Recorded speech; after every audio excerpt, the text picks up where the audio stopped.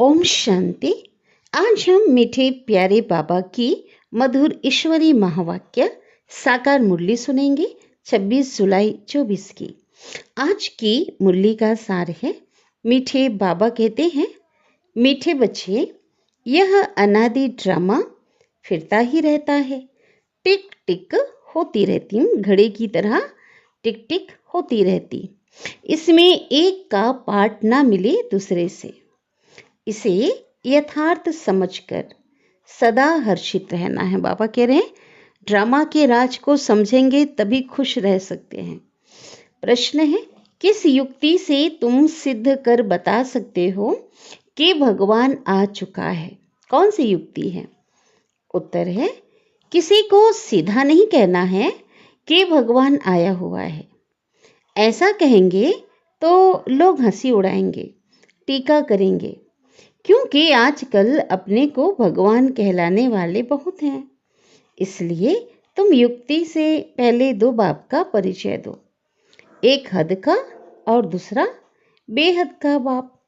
हद के बाप से हद का वर्षा मिलता है और बेहद का बाप बेहद का वर्षा देते हैं। तो समझ जाएंगे, अच्छे से समझ में उनको आ जाएगा। ओम शांति। रूहानी बाप बैठ रूहानी बच्चों को समझाते हैं। सृष्टि तो यही है, बाप को भी यहाँ आना पड़ता है समझाने के लिए। अब मूल वतन में तो नहीं समझाया जाता भी, परम धाम में तो आत्माएं है ना, वहाँ पे तो समझाया नहीं जाता, स्थूल वतन में ही समझाया जाता है। बाबा जानते हैं बच्चे सब पतित बन गए हैं, कोई काम के नहीं रहे हैं। इस दुनिया में तो दुख ही दुख है। बाप ने समझाया है, अभी तुम विषय सागर में पड़े हो। असल में तुम पहले कहाँ थे? सतयुग में क्षीर सागर में थे। विष्णुपुरी को क्षीर सागर कहा जाता है, दूध की नदी जिसको कहेंगे ना, दूध का सागर, हर प्रकार से संपन्नता। अब क्षीर का सागर तो यहाँ मिल ना सके, अब दूध का तो क्या बताया है, यहाँ पे यादगार में एक तालाब बना दिया है। वहाँ तो कहते हैं दूध की नदियाँ बहती थी। गायन है ना, गायें भी वहाँ की फर्स्ट क्लास नामी ग्रामी हैं। बाबा ने कई मुरलियों में बताया ना, बहुत सुंदर गायें होंगी, स्वस्थ होंगी। यहाँ तो मनुष्य भी बीमार हो पड़ते हैं, वहाँ तो गायें भी कभी बीमार नहीं पड़ती। सतयुग में फर्स्ट क्लास होती हैं, जानवर आदि कोई बीमार नहीं होते। यहाँ और वहाँ में बहुत फर्क है, यह बाप आकर के बताते हैं। दुनिया में दूसरा कोई जानता नहीं, तुम जानते हो। यह पुरुषोत्तम संगम युग है। जबकि बाप आते हैं सबको वापिस ले जाते हैं। बाबा कहते हैं, जो भी बच्चे हैं, कोई अल्लाह को, कोई गॉड को, कोई भगवान को पुकारते हैं। मेरे नाम तो बहुत रख दिए हैं, अच्छा बुरा जो आया सो नाम रख दिया। अब तुम बच्चे जानते हो बाबा आया हुआ है। दुनिया तो यह समझ ना सके, कौन समझेंगे? समझेंगे वही जिन्होंने 5000 वर्ष पहले समझा है। भगवान से जिन्होंने समझा है वही समझेंगे, पहले जो समझा है। इसलिए गायन क्या है, कोटों में कोई, करोड़ों में कोई, और कोई में भी कोई। मैं जो हूँ जैसा हूँ, बच्चों को क्या सिखाता हूँ वह तो तुम बच्चे ही जानते हो, और कोई समझ ना सके यह भी तुम जानते हो। हम कोई साकार से नहीं पढ़ते हैं, कोई देहधारी हमको नहीं पढ़ाता है। भले माध्यम तो कौन है, माध्यम तो देहधारी है, परंतु पढ़ाने वाला कौन है? निराकार परमात्मा पढ़ाते हैं। मनुष्य तो जरूर मुझेंगे, है ना भाई, वो तो उनको क्या लगेगा, संशय आएगा कि निराकार तो ऊपर में रहते हैं, वो कैसे पढ़ाएंगे? तुम निराकार आत्मा भी ऊपर में रहती हो। तो बाबा कहते हैं कि भले आत्मा जो है परमात्मा निराकार है, तो आत्मा भी तो निराकार है ना, वो भी इस साकार में, इस तख्त पर आती है, इस शरीर में आती है। और ये जो तख्त है, शरीर है, ये विनाशी है। आत्मा तो अकाल है, आत्मा को काल नहीं खा सकता। वह कभी मृत्यु को नहीं पाती है, शरीर ही मृत्यु को पाता है। यह है चैतन्य तख्त। अमृतसर में भी अकाल तख्त है। तो वहां पे जो तख्त बना के रखा है वो लकड़ी का है। उन बेचारों को पता ही नहीं है कि अकाल तो आत्मा है ना, जिसको कभी काल नहीं खाता। अकाल मूर्त आत्मा एक शरीर छोड़ दूसरा लेती है। उनको भी रथ तो चाहिए ना, पार्ट बजाने के लिए साकार शरीर तो चाहिए ना। तो वैसे ही निराकार बाप को भी जरूरत चाहिए, है ना, शरीर चाहिए उनको ज्ञान देने के लिए। वो भी कैसे चाहिए? रथ मनुष्य का चाहिए, क्योंकि बाप है ज्ञान का सागर, ज्ञानेश्वर। अब ज्ञानेश्वर नाम तो बहुतों के हैं। अपने को ईश्वर समझते ना, ज्ञानेश्वर। ज्ञानेश्वर माना ज्ञान देने वाला ईश्वर, ज्ञान का सागर ईश्वर। तो बहुत मनुष्यों के नाम हैं। तो वे तो अपने को ईश्वर समझते हैं ना, सुनाते हैं भक्ति के शास्त्रों की बातें, और नाम क्या रख दिया है? अपना नाम क्या रखते हैं? ज्ञानेश्वर, अर्थात ज्ञान देने वाला ईश्वर। अब वह तो ज्ञान का सागर चाहिए, उनको ही गॉड फादर कहा जाता है। यहाँ तो ढेर भगवान हो गए हैं। जब बहुत ग्लानि हो जाती है, बहुत गरीब हो जाते हैं, दुखी हो जाते हैं, तभी बाप आते हैं, परमपिता आते हैं। बाप को कहा जाता है गरीब निवाज। आखिरी वह दिन आता है जो गरीब निवाज बाप आते हैं। बच्चे भी जानते हैं बाबा आकर के स्वर्ग की स्थापना करते हैं। वहाँ तो अथाह धन होता है, पैसे इतने होते हैं कभी गिने नहीं जाते। और यहाँ तो हिसाब निकालते हैं, इतने अरब खरब खर्चा हुआ कहाँ आज की दुनिया में। वहाँ तो यह नाम ही नहीं। अरब खरब भी नहीं होगा ना, इतना अथाह धन रहता है। अभी तुम बच्चों को मालूम पड़ा है बाबा आया हुआ है हमको अपने घर ले जाने के लिए। बच्चों को अपना घर भूल गया है, भक्ति मार्ग के धक्के खाते रहते हैं। इसको कहा जाता है रात। भगवान को ढूंढते ही रहते हैं, परंतु भगवान कोई को मिलता नहीं। अभी भगवान आया हुआ है, यह भी तुम बच्चे जानते हो। निश्चय भी है ना, ऐसे नहीं कि सबको पक्का निश्चय है। कोई ना कोई समय आकर माया भुला देती है। तभी बाप क्या कहते हैं? तब बाप कहते हैं, आशीर्वत मेरी को देखनती, मेरा बनंती, औरों को सुनावंती। ओह माया, तुम कितनी जबरदस्त हो, जो फिर भी भागंती करा देती हो। भागंती, भागने वाले तो ढेर होते हैं। कैसे भागते? फारकती देवंती हो जाते, हाथ साथ छोड़ के भाग जाते। फिर क्या होगा? फिर वहाँ कहाँ जाके जन्म लेंगे? सतयुग में ऊंचा पद तो मिलेगा ही नहीं, सूर्य से तो आ नहीं सकते। बाबा कहते हैं वहाँ तो बहुत हल्का जन्म पाएंगे। इम्तिहान में नापास हो पड़ते, फेल कहेंगे ना, यहाँ पे भाग जाते हैं तो फेल हो जाते हैं। माया जीत तो बन नहीं सकते। यह है मनुष्य से देवता बनने का इम्तिहान। बाप ऐसे तो नहीं कहेंगे कि सब नारायण बनेंगे, नहीं। जो अच्छा पुरुषार्थ करेंगे वे पद भी अच्छा पाएंगे। बाबा समझ जाते हैं, है ना। बाबा देखते थे साकार में भी, तो समझ जाते हैं। क्या समझ जाते थे? कौन अच्छे पुरुषार्थी हैं, जो औरों को भी मनुष्य से देवता बनाने का पुरुषार्थ कराते हैं, अर्थात बाप की पहचान देते हैं। आजकल अपोजिशन में कितने मनुष्य अपने को ही भगवान कहते रहते हैं, और तुमको अबलाएं समझते हैं। नारी शक्ति को क्या समझ लिया? अबला समझ लिया, कमजोर समझ लिया। अब उन्हों को कैसे समझाए कि भगवान आया हुआ है? सीधा किसको कहेंगे कि भगवान आया है? तो ऐसे कभी वो मानेंगे नहीं। इसलिए उनको समझाने की युक्ति चाहिए। ऐसे कभी किसी को कहना नहीं चाहिए कि भगवान आया हुआ है। उनको समझाना है तुम्हारे दो बाप हैं, एक है पारलौकिक बेहद का बाप और दूसरा है लौकिक हद का बाप। अच्छी रीति है ना, शरीर का पिता एक है, आत्मा का पिता।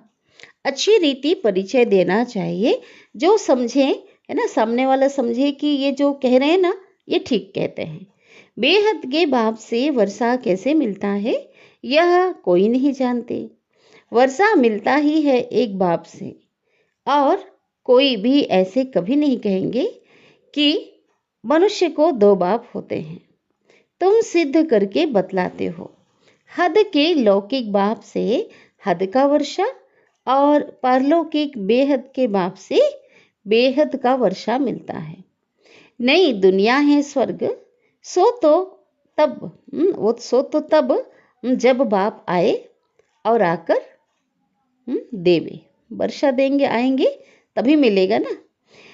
वह बाप तो है ही नई सृष्टि रचने वाला। कौन बाप? बेहद का परमपिता परमात्मा। बाकी तुम सिर्फ कहेंगे भगवान आया हुआ है तो कभी मानेंगे नहीं और ही टीका करेंगे, सुनेंगे नहीं। सतयुग में तो किसी को समझाना होता ही नहीं है। समझाना तब पड़ता है जब बाबा आकर शिक्षा देते हैं।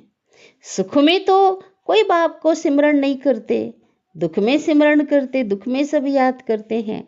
तो उस पारलौकिक बाप को ही कहा जाता है दुख हरता सुख करता। दुख से लिबरेट कर गाइड बन फिर ले जाते हैं अपने घर, स्वीट होम है ना। परम धाम को क्या कहेंगे? मीठा घर। उनको कहेंगे स्वीट साइलेंस होम। मीठा घर कैसा है? शांति का। वहां हम कैसे जाएंगे ये कोई भी नहीं जानते, और ना ही रचयिता और रचना के आदि मध्यंत को जानते हैं। तुम जानते हो हमको बाबा निर्वाण धाम, वाणी से परे निर्वाण धाम ले जाने के लिए आया हुआ है। सब आत्माओं को ले जाएंगे, एक को भी छोड़ेंगे नहीं, है ना। सबका पिता है ना। आया ही महाकाल का आना माना सबको मैसेज मिल जाना कि अब घर जाना है, तो बाबा ले जाने आए हैं। वह है आत्माओं का घर परम धाम, और यह है शरीर का घर जहाँ सभी अपने अपने घरों में रहते। तो पहले पहले बाप का परिचय देना चाहिए कि वह निराकार बाप है। उनको परम पिता भी कहा जाता है। परम पिता अक्षर राइट और मीठा है। सिर्फ भगवान ईश्वर कहने से वर्षे की खुशबू नहीं आती। तुम परम पिता को याद करते हो तो वर्षा मिलता है। बाप है ना, यह भी बच्चों को समझाया है। सतयुग है सुखधाम, स्वर्ग को शांति धाम नहीं कहेंगे। शांति धाम वह है जहाँ आत्माएं निवास करती रहती हैं। यह बिल्कुल पक्का करा लो, है ना, औरों को पक्का करा दो। बाबा कहते हैं बच्चे, तुमको यह वेद शास्त्र आदि पढ़ने से कुछ भी प्राप्ति नहीं होती है। शास्त्र पढ़ते ही क्यों है? भगवान को पाने के लिए। और भगवान कहते हैं मैं किसको वेद शास्त्र पढ़ने से नहीं मिलता हूँ, मुझे यहाँ बुलाते ही हैं कि आकर इस पतित दुनिया को पावन बनाओ। यह बातें कोई भी समझते नहीं, पत्थर बुद्धि है ना। स्कूल में बच्चे नहीं पढ़ते हैं तो कहा जाता है ना कि तुम तो पत्थर बुद्धि हो। सतयुग में ऐसे नहीं कहेंगे, मैं ये शब्द नहीं कहेंगे। पारस बुद्धि बनाने वाला है परमपिता परमात्मा, बेहद का बाप। इस समय तुम्हारी बुद्धि है पारस, क्योंकि तुम बाप के साथ हो। फिर सतयुग में एक जन्म में भी इतना जरा सा भी फर्क, बाबा कहते सतयुग में एक जन्म में भी इतना जरा सा फर्क जरूर पड़ता है। कैसे? 1250 वर्ष में 2 कला कम हो जाती है, तो सेकेंड बाय सेकेंड 1250 वर्ष में क्या होगी? कला कम होती जाती है। तो तुम्हारा जीवन इस समय एकदम परफेक्ट बनता है ना, अभी संपन्न बनते ना।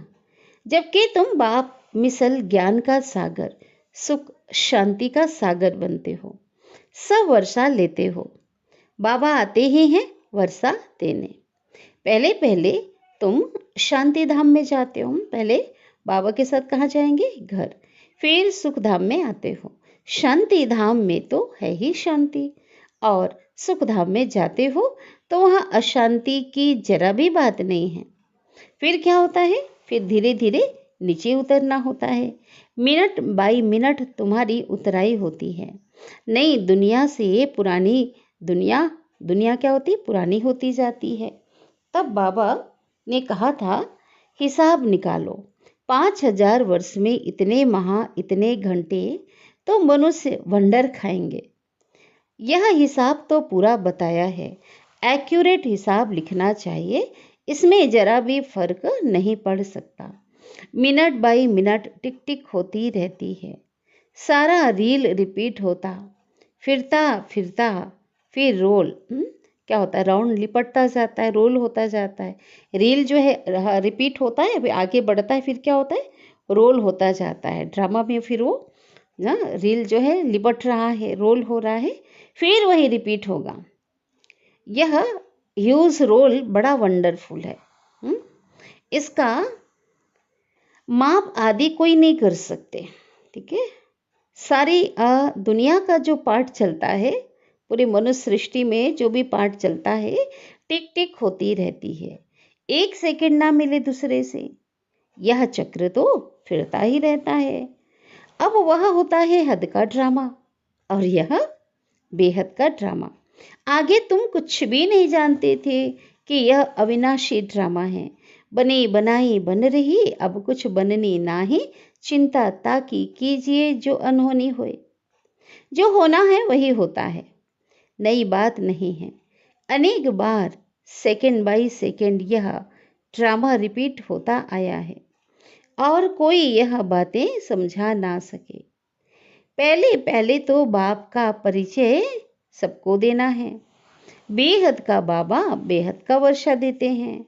उनका एक ही नाम है, वह है शिव। बाबा कहते हैं, मैं आता ही तब हूँ। कब आते हैं, जब अति धर्म की गिलानी होती है। इसको ही कहा जाता है घोर कलयुग।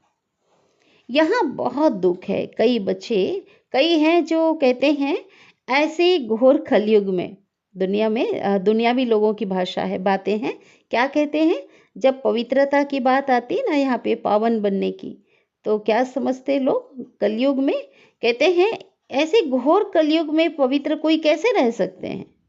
परंतु उनको ये नहीं पता है कि इन्हें पावन बनाने वाला कौन है ना, किसकी ताकत से ये इतने पवित्र रह रहे हैं गृहस्थ जीवन में रह करके आज की इस पतित तमो प्रधान दुनिया में। तो बाबा कहते पावन बनाने वाला कौन है। बाप ही संगम पर आकर पवित्र दुनिया स्थापन करते हैं। वहाँ स्त्री पुरुष दोनों अपवित्र हैं। यह है ही अपवित्र दुनिया, वह है पवित्र दुनिया। स्वर्ग हेवन, यह है दोजक नरक हेल। तुम बच्चे समझ गए हो, नंबरवार पुरुषार्थ अनुसार। तुम समझ गए हो कैसे, नंबरवार पुरुषार्थ अनुसार। समझाने में भी मेहनत है, गरीब झट समझ जाते हैं। दिन प्रतिदिन वृद्धि होती जाती है। बाबा के बच्चों में, ईश्वरीय संतानों में क्या होती है, वृद्धि होती जाती है, संख्या बढ़ती जाती। फिर मकान भी इतना बड़ा चाहिए, इतने बच्चे आएंगे, क्योंकि बाप तो अब कहाँ जाएगा नहीं। आगे तो बिगर कोई के कहे भी बाबा आप ही चले जाते थे। अभी तो बच्चे यहाँ आते रहेंगे, पहले कहीं चले जाते थे लेकिन अब आते रहेंगे।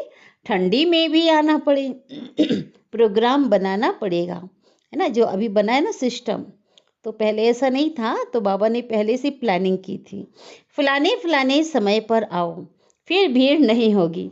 सभी इकट्ठे एक ही समय पर तो आ ना सके, बच्चे वृद्धि को तो पाते रहेंगे।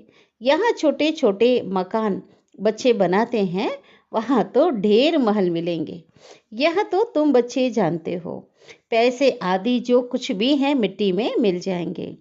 बहुत ऐसे करते हैं जो खड्डे खोद कर भी अंदर रख देते हैं, है ना, संपत्ति है जो खजाना है रख देते, फिर क्या होता, चोरों को पता चल जाता है, तो या तो चोर लेकर चले जाते या फिर वो खड्डों में ही अंदर रह जाते। फिर उनको काम में तो नहीं आया ना, जिन्होंने गाड़ा है अंदर में दबाया है। फिर क्या होता है, फिर खेती खोदते समय अगर अगर जमीन किसी को बेच दिया या उनकी है, कभी खुदाई कर रहे हैं, उस समय धन निकल आता है।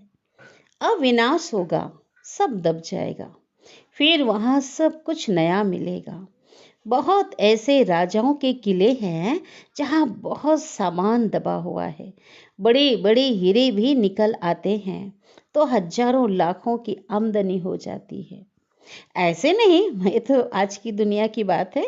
अब बाबा कहते ऐसे नहीं कि तुम स्वर्ग में खोद कर कोई ऐसे हीरे आदि निकालेंगे, नहीं।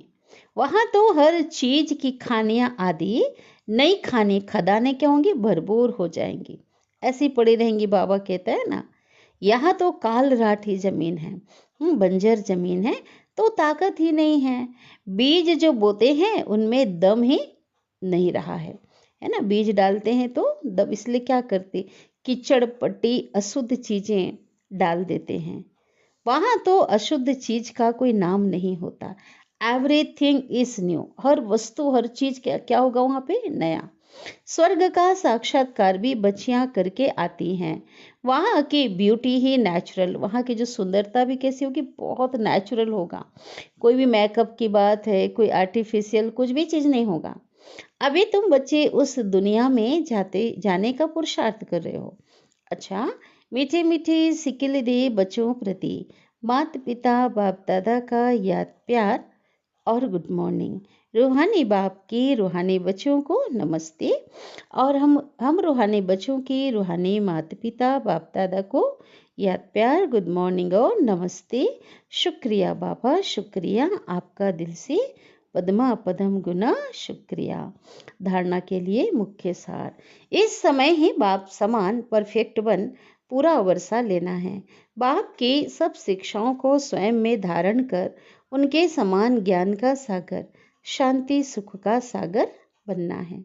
सेकंड पॉइंट है, बुद्धि को पारस बनाने के लिए पढ़ाई पर पूरा पूरा ध्यान देना है। निश्चय बुद्धि बन मनुष्य से देवता बनने का इम्तिहान, जो परीक्षा है वो पास करना है। सदगुरु बाबा वरदान दे रहे हैं, निश्चित विषय के नशे में रह, बाप के पदम गुणा मदद प्राप्त करने वाले माया जीत भव। बाप के पदम गुणा मदद के पात्र बचे माया के वार को चैलेंज करते हैं। क्या चैलेंज करते, कि आपका काम है आना और हमारा काम है विजय प्राप्त करना। वे माया के शेर रूप को चींटी समझते हैं, क्योंकि जानते हैं कि यह माया का राज्य अब समाप्त हुआ। हम अनेक बार के विजयी आत्माओं की विजय 100% निश्चित है। यह निश्चित का नशा बाप की पदम गुणा मदद का अधिकार प्राप्त कराता है, तो इस नशे से सहज ही मायाजीत बन जाते हो। तो क्या रखना है, क्या हाँ, निश्चित मेरी विजय होनी है, तो निश्चित का नशा रहना है। स्लोगन है, संकल्प शक्ति को जमा कर स्व प्रति व विश्व प्रति इसका प्रयोग करो। बाबा ने हमें बताया है कि संगम युग का सबसे बड़ा खजाना क्या है, संकल्प भी बहुत खजाना। एक एक संकल्प एक एक सेकंड के द्वारा हम पद्मों की कमाई जमा कर सकते हैं, इतना कीमती है। तो बाबा कहते दुनिया में जो लोग हैं अपने संकल्प को क्या करते हैं, व्यर्थ गंवा रहे हैं। हाँ, उनको कोई वैल्यू नहीं है, जबकि आप बच्चे उनके महत्व को समझ गए हो, इसलिए साइलेंट में रह करके अपने श्रेष्ठ संकल्पों के द्वारा उस शक्ति को जमा करो। और क्या करना है, विश्व की सेवा में उसे यूज करो और अपने उन्नति में, अपने पुरुषार्थ की उन्नति में, स्व उन्नति में इसको प्रयोग करो। अच्छा, ओम शांति।